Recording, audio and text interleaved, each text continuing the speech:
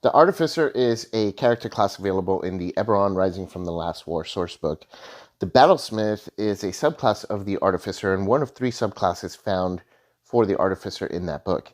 Of all the classes and subclasses of the game, I think the Battlesmith is one of the most versatile ones. And next to the Bladesinger and the College of Swords Bard. Now, I know what you're thinking. Wizards are the most versatile, but I mean as far as being able to be different roles within the party.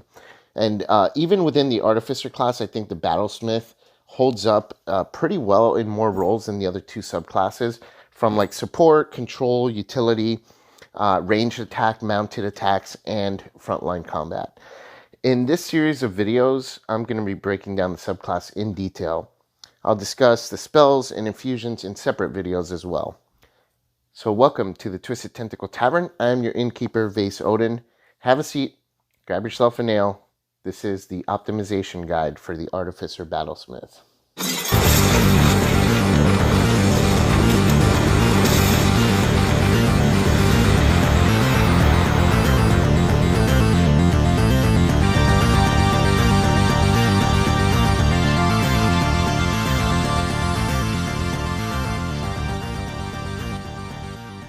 The best way to use this guide is to start with this video and then jump into the spell and infusion videos as you make your spell and infusion selections throughout your character's career.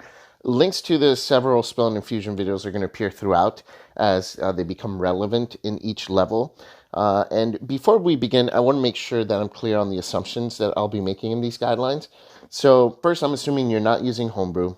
I'm assuming that you're familiar with the rules of the game, and that you're allowed as many official books as you'd like for character creation. I'm also assuming that you're not multi-classing, because this can greatly change the value of a specific ability within the class, and it's too complex to go into a series of videos. I mean, I'd probably have to do over 100 videos if you wanted to include multi-classing. Also, not assuming any specific campaigns, so the breakdown is pretty setting agnostic and assumes any combination of races with the class. I'm going to assume that you're not a min-maxer.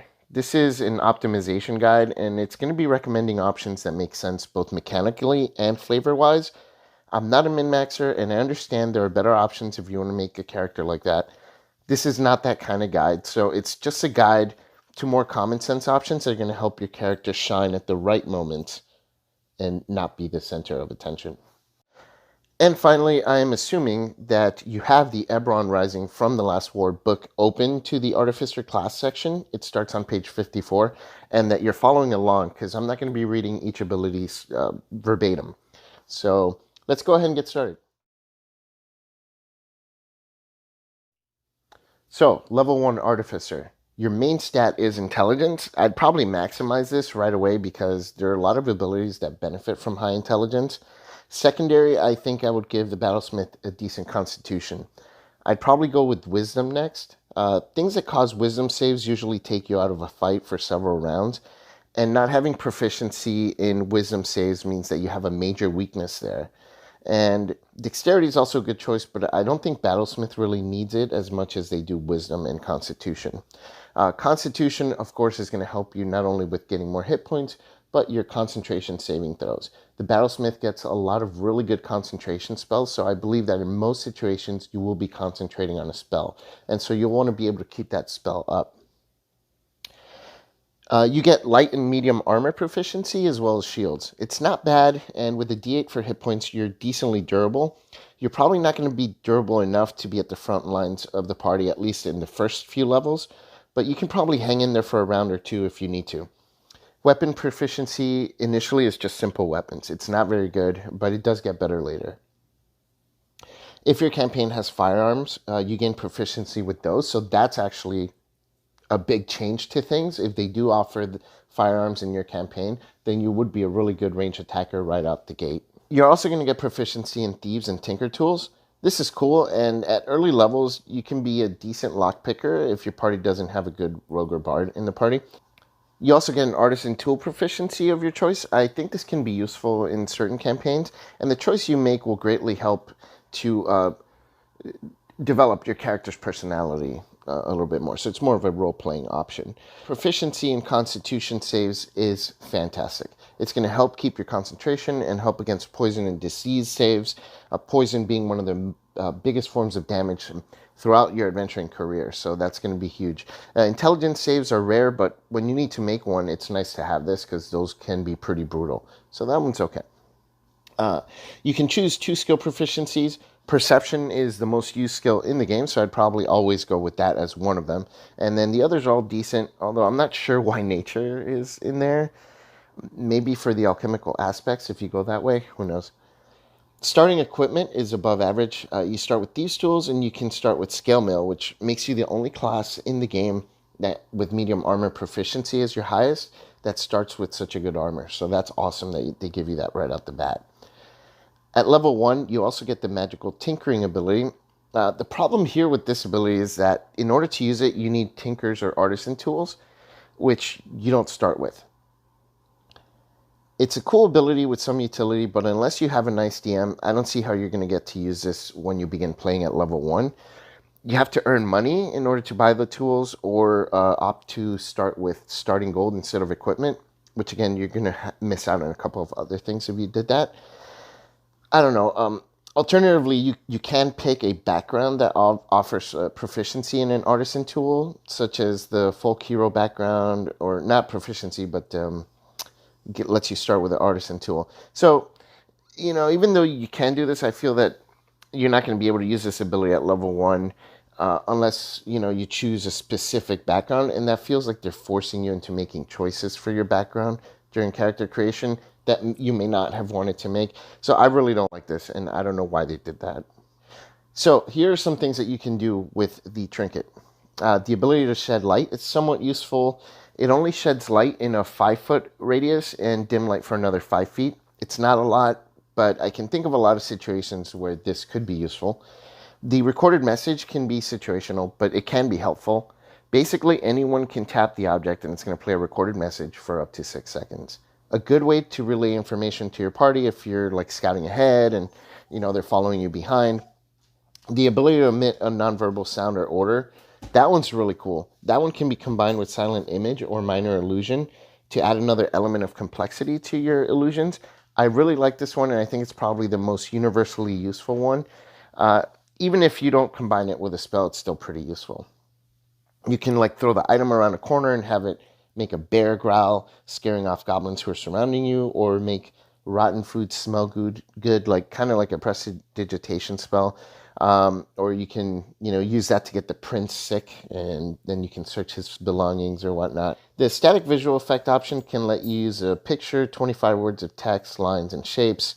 This one's okay. I personally don't care too much for it, but, it's nice to have if you pick that one.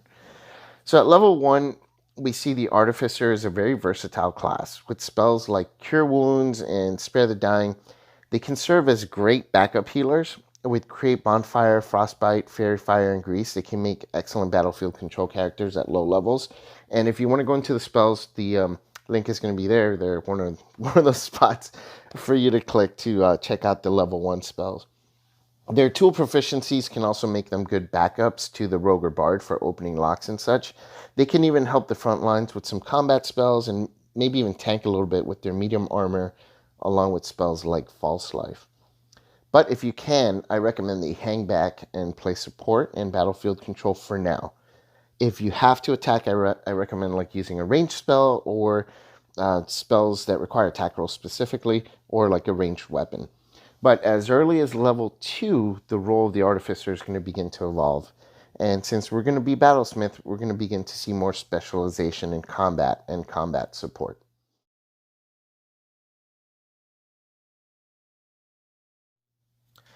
At second level, you gain the ability to infuse mundane items with some magical abilities. Initially, you get 4 infusions that you can pick from a list, but you can only have 2 infused items at a time when you're level 2. The infusions are semi-permanent, so they're going to stay there until you make a new one or until you die. You can't infuse the same item with multiple infusions. That's important, and you can't have any given infusions on more than one item. You can infuse a new item at the end of a long rest, at which point you can immediately attune to it. If you don't attune to it then you have to use the normal attunement rules afterwards, but that's fine. If you try to infuse a new item, but you already have 2 infused items, the oldest one loses its infusion, And your items lose their infusions if you die, but only after a number of days have passed, equal to your intelligence modifier.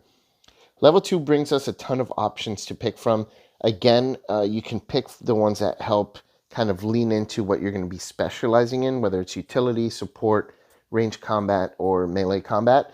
And all the infusions that are going to be available to you are going to be, we're going to go over them in full detail in the video linked in one of those two.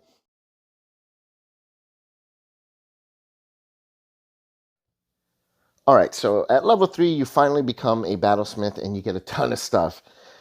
When you reach this level as an Artificer, you gain the ability to make an artisan tool that you want by spending an hour with Smith's tools. This is neat. It's situational, but at least if you never got a chance to get an artisan tool to do your level 1 ability for the trinket, now you can make one if you wanted to.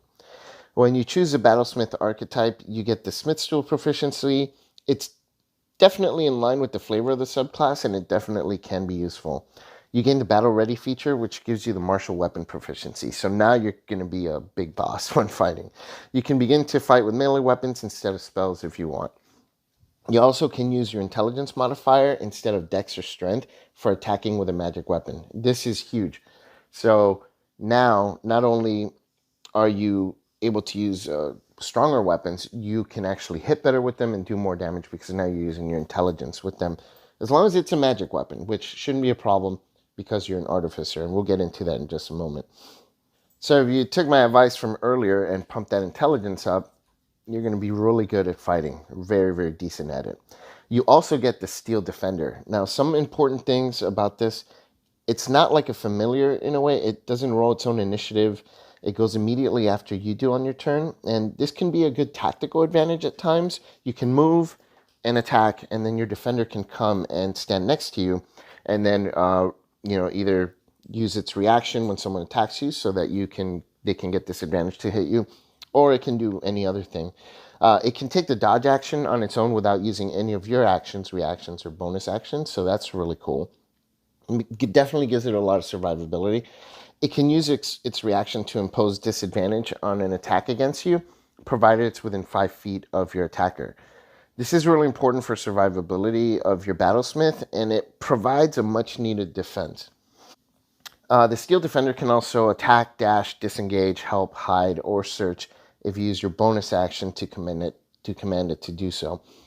It has an attack that's decent at low levels, but I think it doesn't scale well later on. The Defender does scale its HP and saving throws, which makes it really hardy, and it's very survivable, so that's really nice.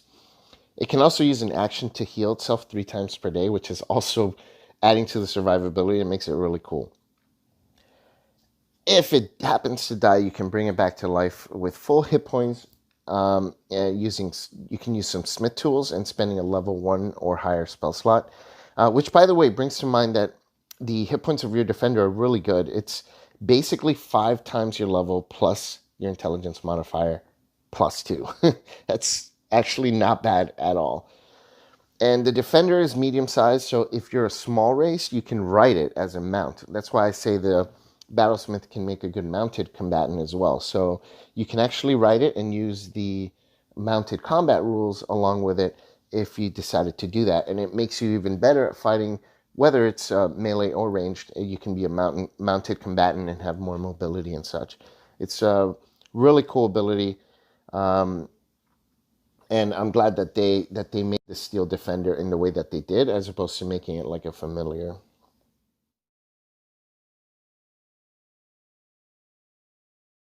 So at level 4, you get an ability score improvement or a feat. I highly recommend boosting your intelligence before you do anything else. Maximize that intelligence, get it to 20 as soon as possible, because a lot of your abilities are based around intelligence, and later on you're going to thank me. Some feats are going to be very, very tempting. Don't do it, not just yet. Get that intelligence score, because pretty much everything that you do as a Battlesmith involves your intelligence.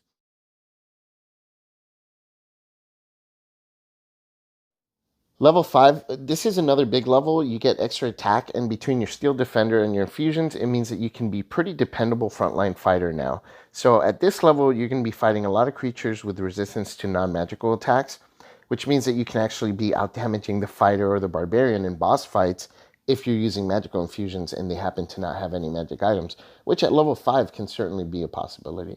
So Battlesmith becomes a top-notch frontline fighter right at level 5. I think at that point you should feel free to go on the front lines and or even be the primary fighter for your fighting group.